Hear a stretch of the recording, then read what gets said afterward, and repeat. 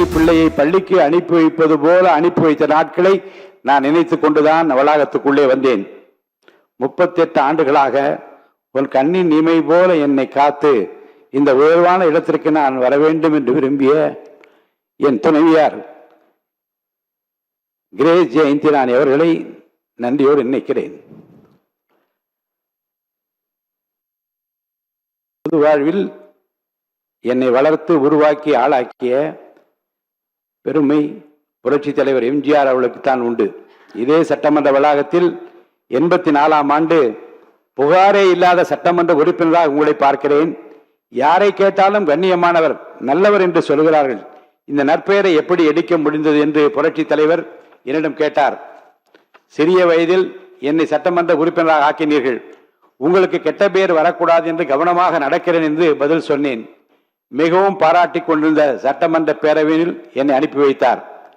78ஆம் ஆண்டு அம்பத்தூர் நகரிய கவுன்சிலர், 80ஆம் ஆண்டு சட்டமன்ற உறுப்பினர், 84ஆம் ஆண்டு ஒருங்கிணைந்த 17 தொகுதிகளை உள்ளடக்கிய செங்கல்பட்டு மாவட்டத்திற்கு மாவட்ட செயலாளர், 85ஆம் ஆண்டு முதல் அவர் மறையும் வரை அனைத்து இந்திய அண்ணா திராவிட முன்னேற்ற கழக எம்ஜிஆர் இளைஞரணி செயலாளர் பொறுப்பில் அமர்த்தினார். அவர்தான் எனக்கு வாத்தியார். மனிதநேயம் உட்பட பல ஆளுமை பண்புகளை அவரிடம் நான் கற்றுக்கொண்டேன். எனக்கு ஒரு மகள் இருந்திருந்தால் நான் பிரபாகருக்குத்தான் கொடுத்து வைப்பேன் என்று தமிழ்நாட்டில் முதல் முறையாகவும் கடைசி முறையாகவும் என்னை ஒரு வீட்டு பிள்ளை போல வளர்த்து உருவாக்கிய ஆளாக்கிய புரட்சி தலைவர் எம்ஜிஆருடைய நினைவுகளை இந்த நேரத்தில் நான் சுமக்கின்றேன். அவர் மறைவுக்கு பிறகு மறைந்த முதல்வர் புரட்சி தலைவி அம்மா அவர்கள் அன்பையும் நம்பிக்கையும் பெற்று அவரோடு பலமுறை நான் பயணித்திருக்கிறேன். பல முக்கிய முடிவுகள் எடுக்கின்ற அந்த கொள்கை முடிவு கூட்டங்களில் பங்கு பெற்றிருக்கிறேன். மக்கள் தலைவர் மூப்பனார் அவர்களோடு பொதுவாழ்வு பயணம் தொடர்ந்தது. காங்கிரஸ் பேரியக்கத்தின் மாபெரும் தலைவரான அவர் தனி இயக்கம் கண்டபோது அவரின் அரசியல் தனி செயலாளராக பணியாற்றினேன். எனக்கு கிடைத்திருக்கிற மிகப்பெரிய சொத்து ஜேசிடி பிரபாகர் என்று பொது மேடையில் அவர் என்னை பாராட்டி பேசினார். மீண்டும் புரட்சி தலைவி அம்மா அவர்களின் தலைமையில் திராவிட முன்னேற்ற அனைத்து இந்திய அண்ணா திராவிட முன்னேற்ற கழகத்தின் முதுபெரும் தலைவர் அவருடைய தேர்தல் நேரத்திலே எதிர்த்து 2011ஆம் ஆண்டு வில்லிவாக்கம் தொகுதியில் வெற்றி பெறுகிற வாய்ப்பை இறைவன் எனக்கு அளித்தார். சிட்கோ தமிழ்நாடு சிறுதொழில் வளர்ச்சி கழகத்தின் தலைவராக 3 ஆண்டுகளும் பணியாற்றினேன். 2013ஆம் ஆண்டு அகில இந்திய செஸ் சம்மேளனத்தின் தலைவராக இருந்தபோது இந்தியாவில் முதல் முறையாக அகில உலக செஸ் போட்டியை சென்னையில் நடத்துவதற்கு மாண்புமிகு அம்மா அவர்கள் 29 கோடி ரூபாய் நிதி அளித்து அந்த போட்டியை என் முன்னிலையில் நடத்துவதற்கு, அந்த வரலாற்று சிறப்புமிக்க இந்தியாவிலே முதல் முறையாக நடத்துவதற்கு காரணமாக அமைந்த அந்த நிகழ்வு என் நெஞ்சத்தில் நீங்காது இருக்கிறது.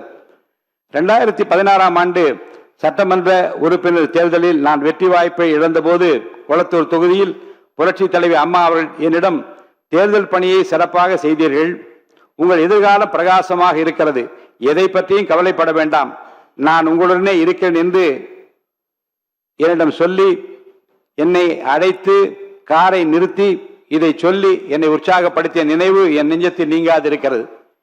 கடந்த 2 ஆண்டுகளில் ஏற்பட்ட அரசியல் புரட்சி என்றே சொல்லலாம். ஆம், தமிழக வெற்றி கழகம் ஒரு புதிய சக்தியாக பிரசவித்தது. மாற்றத்திற்கான மக்களின் விருப்பம், இளைஞர்களின் அரசியல் பங்கேற்பு, நல்லாட்சிக்கான எதிர்பார்ப்பு ஆகியவற்றின் வெளிப்பாடாக இந்த இயக்கம் வளர்ச்சி பெற்றது. இளைஞர்கள், பெண்கள், தொழிலாளர்கள் மற்றும் சாதாரண மக்களின் எதிர்பார்ப்புகளை சாதி மதமற்ற சமூகத்தை உருவாக்க வேண்டிய கடப்பாட்டினை நிறைவேற்ற இவர் ஒருவரால் மட்டும்தான் என்று முடியும் என்று நினைத்த மக்களின் உயிர்ப்பாக நம்முடைய முதலமைச்சர் அவர்கள் திகழ்ந்தார்கள்.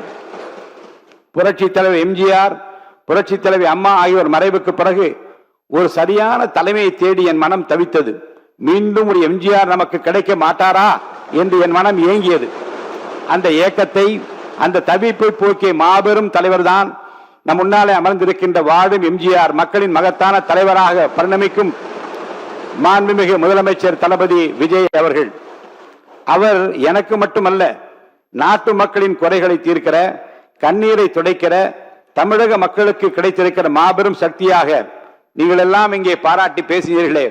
வந்தார், எதிர்கட்சிகளை எல்லாம் சந்தித்தார்.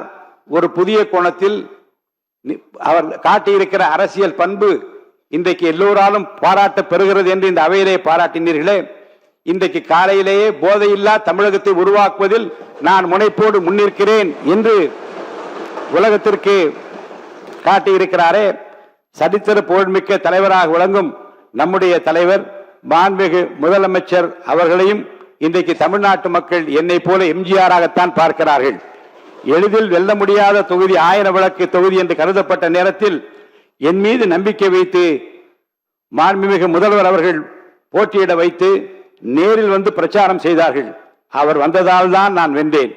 அவருக்காகத்தான் மக்கள் வாக்களித்தார்கள். அவர்தான் முதலமைச்சராக வர வேண்டும் என்று எனக்கு வாக்களித்தார்கள். வாக்களித்த 1000 விளக்கு தொகுதி வாக்காளர் பெருமக்களுக்கு என் நெஞ்சார்ந்த நன்றியை மீண்டும் தெரிவித்துக் கொள்கிறேன்.